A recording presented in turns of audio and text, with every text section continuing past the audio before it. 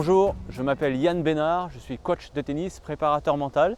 J'ai été formé à la méthode Soyez Pro de Ronan Lafay et j'ai fait plein d'autres formations dans le tennis et la préparation mentale. J'accompagne aujourd'hui des joueurs qui veulent aller vers le haut niveau.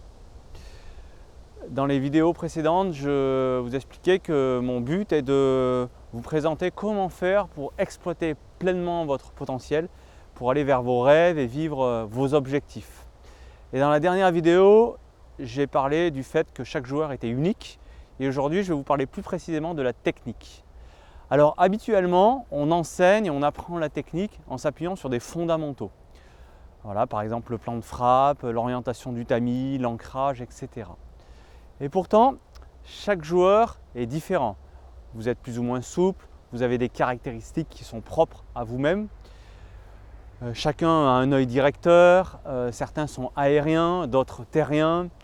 Vous avez une hanche directrice, un pied d'appui, enfin il y a plein de choses qui vont définir vos caractéristiques et en même temps il y a toujours de nouvelles découvertes qui sont faites et donc on est toujours en train d'évoluer dans les connaissances.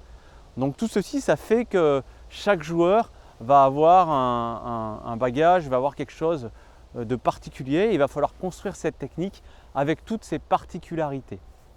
Alors tous ces fondamentaux, on va pouvoir s'appuyer dessus, mais il nous montre aussi que c'est compliqué d'avoir une formule unique qui va marcher pour chacun des joueurs.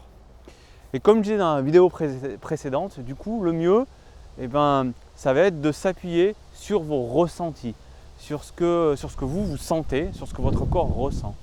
Alors tous ces fondamentaux, ces connaissances, ça peut être de formidables outils pour nous orienter, pour lancer des pistes, mais à la fin, celui qui va valider, c'est vous, le joueur, et c'est vraiment ce que vous ressentez qui va être le mieux pour développer votre technique.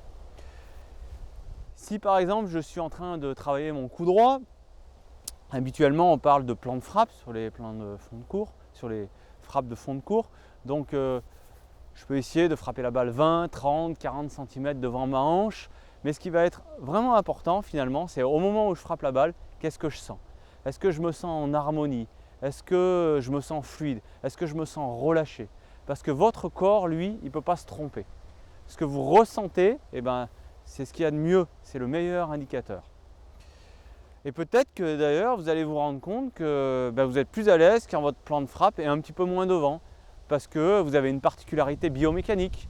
Vous avez peut-être par exemple du mal à étendre votre bras, certains ont le coude qui est un peu plus plié, ou vous êtes œil directeur croisé, donc vous avez besoin d'avoir un plan de frappe un petit peu moins avancé. En tout cas, dans tous les cas, c'est en vous écoutant et en expérimentant par vous-même que vous allez développer et trouver la technique qui vous correspond. Si je fabrique une échelle de 0 à 10 de relâchement de mon épaule, toujours sur mon coup droit, à 0, par exemple, je suis très relâché et à 10, je suis tendu. À combien j'ai besoin que soit mon épaule pour que mon coup soit efficace? Peut-être certains d'entre vous vont avoir besoin qu'elle soit à 2, d'autres à 4, d'autres à 6. Et finalement, tout le monde aura raison. Et c'est juste vous qui allez sentir. Et donc, votre entraîneur, votre coach, il doit être là pour vous permettre d'expérimenter, pour vous challenger et aussi pour vous écouter. Mais à la fin, c'est vous le joueur qui devez valider.